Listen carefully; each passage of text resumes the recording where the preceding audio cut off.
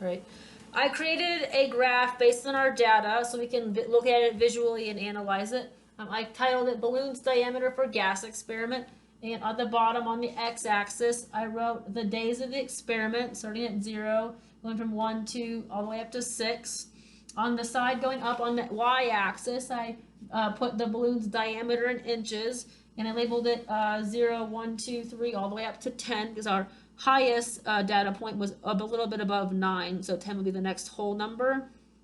And then I plotted our points. So at day 0 and 1 we had nothing, and then day 2 it increased, and then day 3 and all the way up to day 4 where we had 9 and 5/8 of an inch in diameter, and then it fell back down. You can definitely see how the balloon increased in size and then decreased. And then I also wrote up a results conclusion paragraph, because then good scientists want to explain their results and tell people what happened.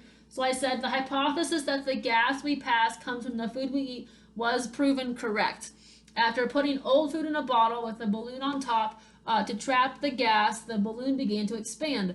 At day 2, the balloon measured 5 6/8 inches, and by day 4, the balloon measured 9 5/8 inches. At day 6, when removing the balloon, a very bad smell came out of the bottle, and it can be assumed that the gas and smell came from the rotting food, because in the control, no gas or smell occurred. So you can try this at home.